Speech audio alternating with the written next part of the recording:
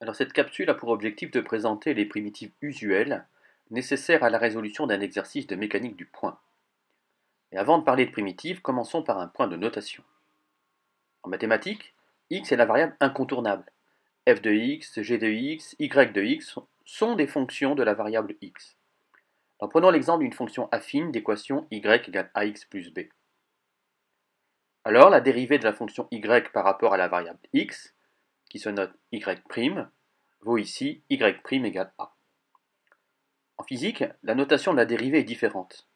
La dérivée de la fonction y par rapport à la variable x se notera dy sur dx.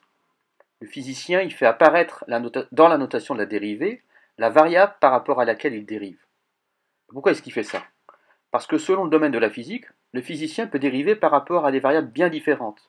Ça peut être le volume grand V, la température grand T et le temps petit t. Pour ce qui nous concerne ici, la variable star, c'est le temps. Et x et y sont des fonctions du temps. On les appelle d'ailleurs les équations horaires du mouvement. Et si on dérive ces deux fonctions x et y par rapport au temps, on trouve dx sur dt et dy sur dt. Si on se souvient que la dérivée du vecteur position par rapport au temps correspond au vecteur vitesse, et que dériver un vecteur par rapport au temps revient à dériver ses composantes, alors dx sur dt et dy sur dt correspondent à vx et vy. Et si on dérive une seconde fois, on obtiendrait les composantes du vecteur accélération ax et ay. Bien, le problème ici, c'est que la seconde loi de Newton relie les forces qui s'exercent sur le système à son vecteur accélération. On part donc des composantes du vecteur accélération ax et ay.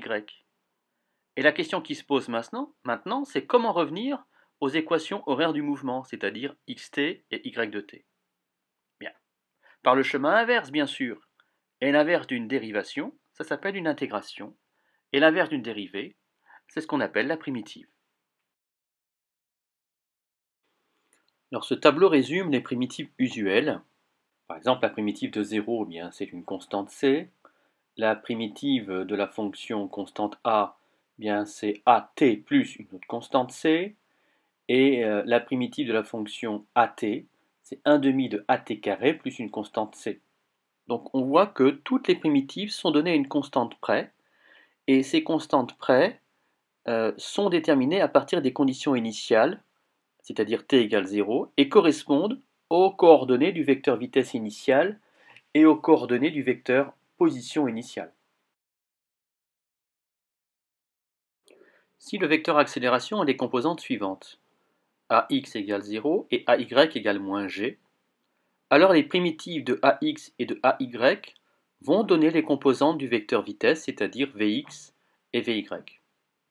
Et les constants d'intégration c1 et c2 correspondent aux composantes du vecteur vitesse initiale v0. Enfin, les primitives de vx et vy vont donner les équations horaires du mouvement, c'est-à-dire x de t et y de t.